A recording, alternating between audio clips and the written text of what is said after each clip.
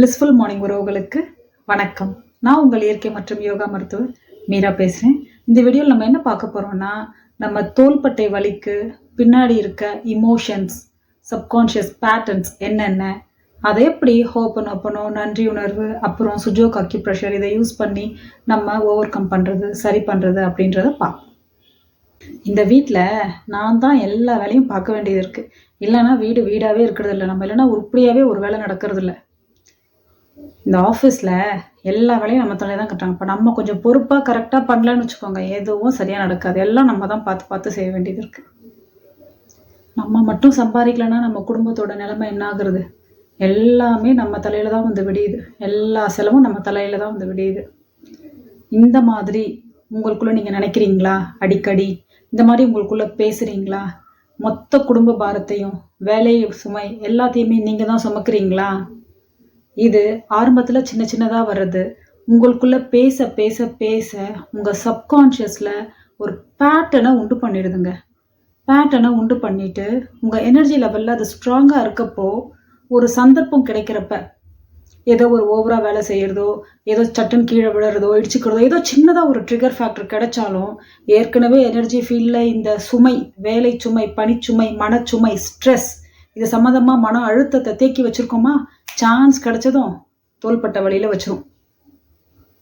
ஆரம்பத்தில் கொஞ்சமாக ஆரம்பிக்கிறது போக போக போக போக நாள்பட்ட வழியாக மாறிடும். இது உங்களுக்கு பெரியார்த்ரைட்டிஸ் ஷோல்டர், ஃப்ரோசன் ஷோல்டர், இல்லை சிம்பிள் ஷோல்டர் பெயின் எப்படி வேணால் இருக்கலாங்க. பேர் என்ன வேணால் இருக்கலாம், எத்தனை வருஷமாக வேணா இருக்கலாம். அதுக்கு பின்னாடி ரூட் காஸ் இதுதான். நம்மளுடைய ஸ்கேன் என்ன வேணால் சொல்லட்டும், எக்ஸ்ரே என்ன வேணால் சொல்லட்டும், இன்னும் நம்ம சப்கான்ஷியஸ் மைண்டில் நமக்கு என்ன நினச்சிருக்கோம், பதிஞ்சிருக்குன்றதை கண்டுபிடிக்கிறதுக்கு ஒரு டெக்னாலஜியும் வரல இல்லையா? நமக்கு பின்னாடி இருக்க இமோஷன்ஸ் இது ரொம்ப முக்கியங்க. நம்ம எப்போ மன அழுத்தத்துக்கு அதிகமாக ஆளாகி எல்லாத்தையும் நம்ம தான் சுமக்கிறோம், பணிச்சுமை, நிதிச்சுமை எல்லாத்தையும் நம்ம தான் தாங்குறோம். அதுக்கப்புறமா நம்ம எதனா கோவத்தை அடக்கிட்டு நம்ம இதை வாய் திறந்து பேசினா பெரிய சண்டையாயிடும், பிரச்சனையாயிடும். இப்போதைக்கு வீட்டில் அமைதியாக இருக்கிறது தான் முக்கியம், அதுக்காக நம்ம பொறுத்து போகணும். இப்படி எல்லாத்துலேயும் இது பண்ணிட்டு கோவத்தை அடக்கிட்டு அந்த சுமையை சுமக்கிறீங்களா? உங்கள் தோள்பட்டைக்கு நீங்கள் தோள்பட்டை வலிக்கு விதை போட்டுட்டீங்கன்னு அர்த்தம். இப்போ ஒன்று செய்வோம். என்னன்னா, எல்லாம் இப்போது அடிக்கடி தோள்பட்டை வலி வந்துட்டு போகுது. அவங்களுக்கு இப்போ நம்ம செய்ய போகிற டெக்னிக்கில் உடனே வலி குறைஞ்சிரும். நாள்பட்டு வருஷக்கணக்காக இருக்குமா, பெருசாக மருந்து ட்ரீட்மெண்ட்லாம் எடுத்துகிட்டு இருக்கேன். கொஞ்சம் குறைஞ்சிருக்கு. அப்பப்போ நான் போய் சித்தா ஆயுர்வேதாலையும் எடுப்பேன். ரொம்ப வலி ஜாஸ்தியான அலோபதி மாத்திரையும் போட்டுக்குவேன். அப்படியே என்ன தேய்ச்சி சமாளிச்சுட்டு இருக்கேன். நாள்பட்ட இது இருக்கா?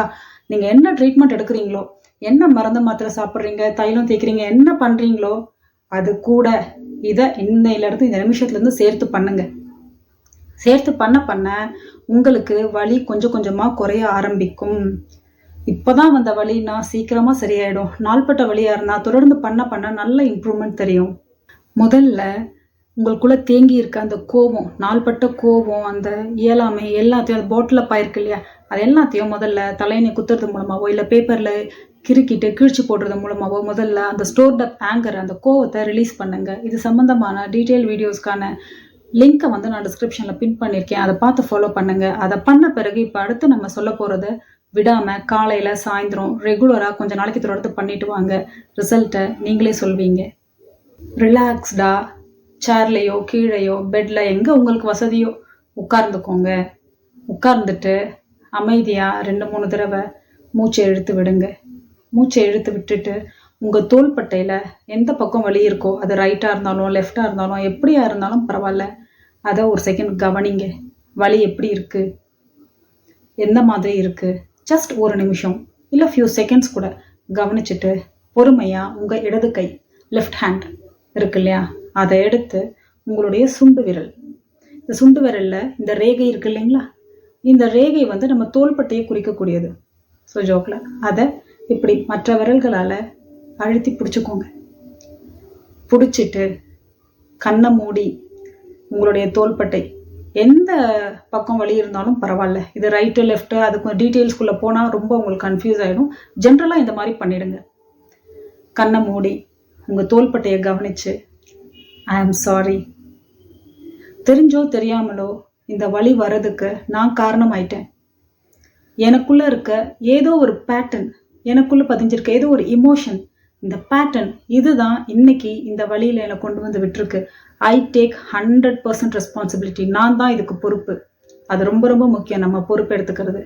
நான் தான் இதுக்கு பொறுப்பு. I'm sorry, please forgive me. ஆரம்பத்தில் கம்மியாக இருந்தப்போ நான் ரெஸ்ட் எடுத்து தேவையானதை கவனித்து இன்னும் நான் மனசளவில் நான் இதெல்லாம் ரிலாக்ஸ் பண்ணி பாசிட்டிவான ஆளாக மாறி இருந்தா இதெல்லாம் ஆரம்பத்திலே சரியாக இருக்குமோ என்னமோ எனக்கு தெரியல.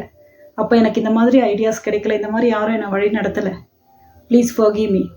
அப்போது நான் வலிச்சா கூட எண்ணெயை தேய்ச்சிட்டு இல்லை மாத்திரை போட்டுட்டு வேலை செய்ய வேண்டிய சூழலில் தான் நான் இருந்தேன். Please forgive me. தேங்க்யூ. எப்படி இருந்தாலும் வலி என்னால் முடியல அப்படின்ட்டு இருந்தால் கூட நான் இந்த கைகளால் தான் நான் எல்லா வேலைகளையும் நான் பார்க்குறேன். என் தேவைகள், என் குடும்பத்தோட தேவைகள், எல்லாரோட தேவைகளையும் நான் பார்க்குறேன். ஐ love you for supporting me. I love you my dear shoulders. மனசார உங்கள் தோள்பட்டை கூட பேசுங்க. இதை பேசிட்டு ஐ am sorry, please forgive me, thank you, I love you 21 தடவை. நாள்பட்ட தொந்தரவாக இருந்தால் 108 தடவை சொல்லுங்கள். இப்படி தான் கையை வச்சுக்கணுன்ட்டு இல்லை, மடி மேலேயும் வச்சுக்கோங்க. கை மரத்து போகிற மாதிரி இருக்குன்னா மடி மேலேயும் வச்சுக்கோங்க. மனசார சொல்லுங்கள். எத்தனை தடவை வேணாலும் சொல்லுங்கள், எத்தனை வாட்டி வேணாலும் சொல்லுங்கள். சொல்லி முடித்த பிறகு உங்களுடைய அடுத்த விரல், ஆள்காட்டி விரல் இருக்கு இல்லையா, பாயிண்டர், அந்த இடத்துல அதே மாதிரி பிடிச்சிக்கணும். இப்படி பிடிச்சிட்டு இப்போ நான் சொன்ன அதே விஷயத்த ரிப்பீட் பண்ணுறீங்க. உங்களுக்கு ஒரு தோள்பட்டையில் தான் வலி இருக்குனாலும் இந்த 2 விரலுக்கும் பண்ணுங்க. 2 தோள்பட்டையில் வலி இருந்தாலும் இதே மாதிரி செய்யுங்க. மனசார சொல்லுங்க. எடுத்து வச்சுட்டு ரிலாக்ஸ் பண்ணிட்டு சொல்லி முடிச்சதும் திரும்ப 2-3 தடவை மூச்சை எடுத்து விட்டு உங்கள் தோள்பட்டைகளை மெதுவாக இப்படி ரப் பண்ணி நன்றி உணர்வு வெளிப்படுத்துங்க. உங்களுடைய தோள்களால், உங்கள் கைகளால் என்னென்ன வேலைகளை நீங்கள் செய்கிறீங்க.